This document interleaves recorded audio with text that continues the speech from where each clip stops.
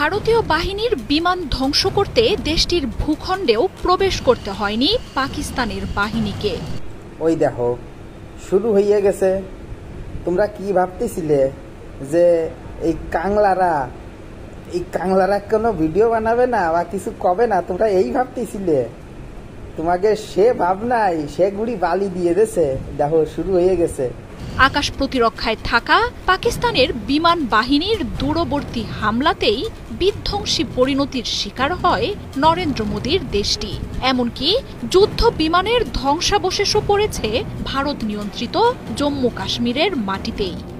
তা করছে কি যে আমার বাংলাদেশি থুড়ি কাংলাদেশি পুলাপান এই খবরগুলো তোমরা পাইছো কোয়ান্তে কও দেখি।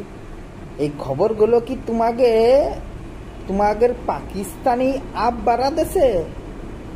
তোমাদের পাকিস্তানি আব্বারাও তো সেরকম কোনো খবর দিচ্ছে না যে তারা ভারতের প্লেন ধ্বংস করছে। এই খবরগুলো পাও কোয়ান্তে? তোমরা নিজেরা তৈরি করো। আখনুর, রামবান ও পাম্পোর মতো অঞ্চলে ৩টি যুদ্ধ বিমান বিধ্বস্তের কথা নিশ্চিত করেছে স্থানীয় ভারতের কর্তৃপক্ষ।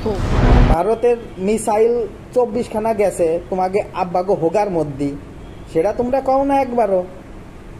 সেটা করলেই পারে কি তোমাকে আব্বাগো ইনসাল্ট হবে না? তোমাকে আব্বাগো মান সম্মান যাবে না? সেই জন্যই তোমরা কও না। এই পাকিস্তানি সংবাদ মাধ্যমও তো কচ্ছে না যে ভারতের প্লেন তারা ধ্বংস করেছে, আর পাকিস্তানি এক সেনা অধিকারী নিজেই কচ্ছে যে ভারত আমাকে হোগার মধ্যে মিসাইল হামদাই দিয়েছে, আমরা এখন কি করব। अहमदपुर ईस्ट में मस्जिद सुभान को निशाना बनाया गया। यहां पे 4 स्ट्राइक्स की गई। मुजफ्फराबाद में शाही वाली नाला 7 इंपैक्ट हुए यहां पे दुश्मन की तरफ से। कोटली यहां पे 5 स्ट्राइक्स हुई हैं। मुरीद के 4 स्ट्राइक्स की गई। पाकिस्तानी और इंडिया ने जंग शुरू कर दी है। अभी मेरे बहावलपुर सिटी के अंदर मौलाना मसूद अजहर साहब के जो है मदरसा है उसके ऊपर 4 मिसाइल दागे गए हैं। 4 मिसाइलों के साथ हमला किया गया है मौलाना मसूद अजहर साहब के मदरसा के ऊपर। পাকিস্তানের তাৎক্ষণিক প্রতিক্রিয়ায় স্তব্ধ নরেন্দ্র মোদীর বাহিনী। সীমান্তে পাহারায় থাকা ভারতীয় বাহিনীর 5টি বিমানকে ধ্বংস করে দিয়েছে পাক সেনারা। পাকিস্তানের আকাশ সীমায় থেকেই এসব যুদ্ধ বিমান ভূপাতিত করা হয়েছে।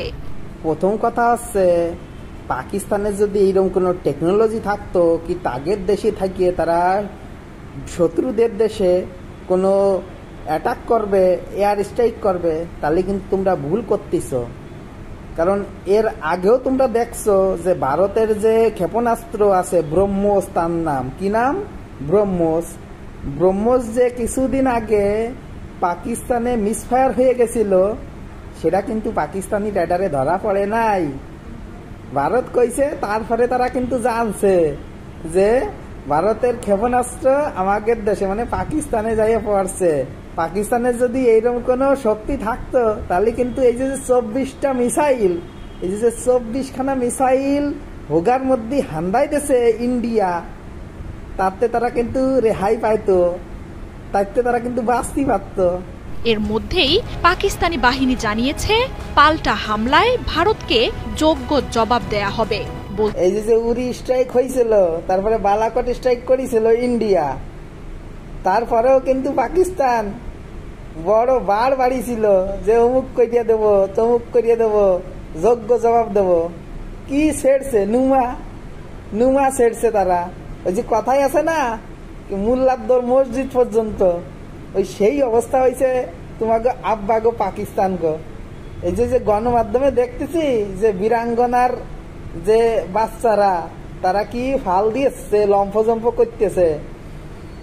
এই ফালাফালি একটু বন্ধ করো, নালি কিন্তু কোন দিন দেখবা এই যে তোমাকে একটা রিটায়ার্ড জেনারেল কইছে না যে ভারত যদি পাকিস্তানে অ্যাটাক করে তাহলে আমাকে কি করা উচিত?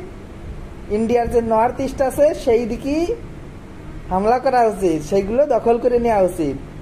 এই ভুলভাল কথা, এই সমস্ত গাঞ্জাখুরি কথা কইয়ে না, একটু শান্ত হইয়া বসে থাকো, নালি কিন্তু কবে দেখো কি এই মিসাইল গুলো পাকিস্তানের দিকে না যাইয়ে তোমাদের দিকে ঘুরিয়ে গেছে, সেদিন কিন্তু আর বাপ বাপ কইয়া আব্বা আব্বা কইয়া কিন্তু আর বাঁচতে পারবা না নে।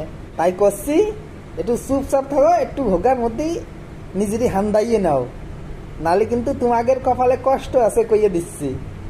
বলছে শহীদ হতে ভয় পায় না পাক সেনারা। এই যে এইটা কইলে একটা বেই কিলে কথা, কিন্তু তোমাকে পাক সেনারা 1971 সালে কাগের সামনে 93,000 সেনা আত্মসমর্পণ করাইছিল, সেগুলো কি মনে আছে? এই যে তার একটা ফটো দিলাম, একটু দেখে নাও তোমরা।